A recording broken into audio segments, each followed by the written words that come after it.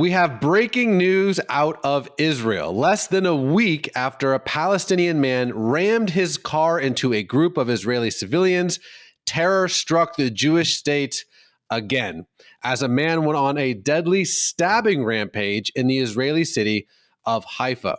IDF reservist Yoav Rotem joins us from Jerusalem with the details. Yoav, what can you tell us? Shalom, Raj. So again, we have in the northern part of Israel, in a very hustle and bustle bus station in Haifa, in the city of Haifa in the north, this morning, an Israeli with, as far as I understand, he had also a German citizenship, a Druze. A Druze means Arab speaking, but not a Muslim, living in one of the towns in the north in Israel.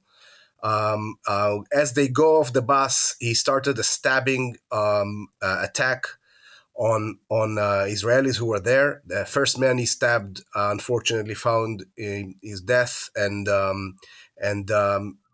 6 or 8 more people were killed or were injured. Until the security people of the bus station stopped the attack by shooting the attacker. And the person that was killed, correct me if I'm wrong, is an Israeli Arab, not even Jewish. An Israeli Arab, kind of continuing our last conversation from last week. An Israeli Arab who is an Israeli was attacked by an Israeli, and we don't know what were the motivations of this young guy, the attacker. We know that the authorities, the health or the mental health authorities, knew that he had issues, and maybe this is the thing, but no one knows because he's not with us. He was stopped and killed by the security. I think a really interesting part of this tragic story is the fact that he is a member of the Druze community. And for folks that maybe haven't been to the Middle East, Druze, you think you're saying Jews. No, Druze, Druze. Correct me if I'm wrong if I misspeak, but Druze is an offshoot of Islam from about 1,000 years ago. It's a separate religion, but it's kind of in the same ballpark. I was trying to think of an analogy. It's not Christian, it's not Protestant to Catholic. It's more like Christian to Mormonism. It's a completely separate religion.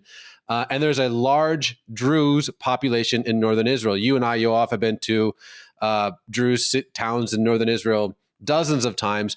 And from my experience, Druze are, fiercely loyal to the government that they're a part of. So this is really shocking, right? It's surprising, true, exactly. And the Druze are very, very loyal to Israel. Even the Druze men are obligated to join the Israeli army and serving the army together with us. You could see also something phenomenal that happened in the last few days, that Prime Minister Netanyahu announced that Israel will kind of protect the Druze in southern Syria. There is kind of an alliance between Israel and the Druze, especially the citizens of the state of Israel.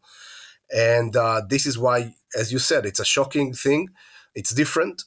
And I believe we need more to investigate and see what are the details and where did it come from and why and what were the motivations to understand if there is any, I call it poison, kind of like material that he was watching or stuff that motivated him, or it was something else. The irony is the story I was working on for today was with an Israeli Druze. That was going to be my story today, about how exactly what you're mentioning, that Israel is helping Syrian Druze fight back against jihadist HTS in Syria because there's such a close bond between the state of Israel and its Druze community.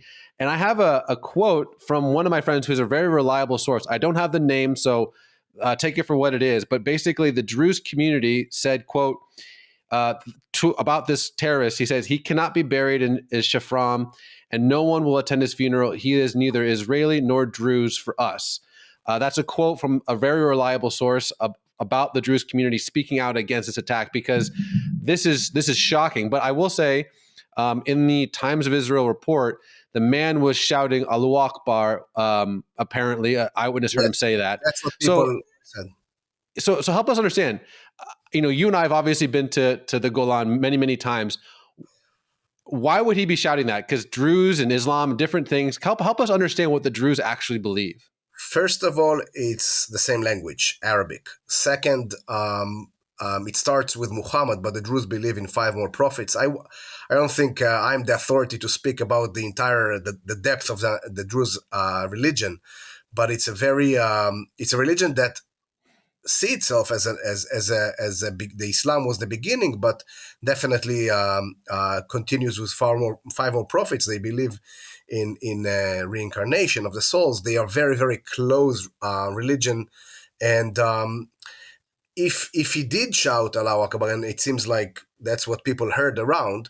Again, this is what I asked earlier. Maybe he was motivated by stuff he was seeing online. Maybe he was discommunicated with the family and the traditions, and or something else. Again, we don't know. I personally don't know, and this is what you bring here is super interesting, which brings also more reasons to watch the news carefully when you watch it and understand into details what's going on, especially when you talk about Israel. You mentioned the quote from Shfaram. This is something that we have heard a lot from Druze, disloyalty, and lately in the war in Gaza, you have Druze officers that sacrifice their life to the protection of the state of Israel. So it's not surprising that this quote is coming.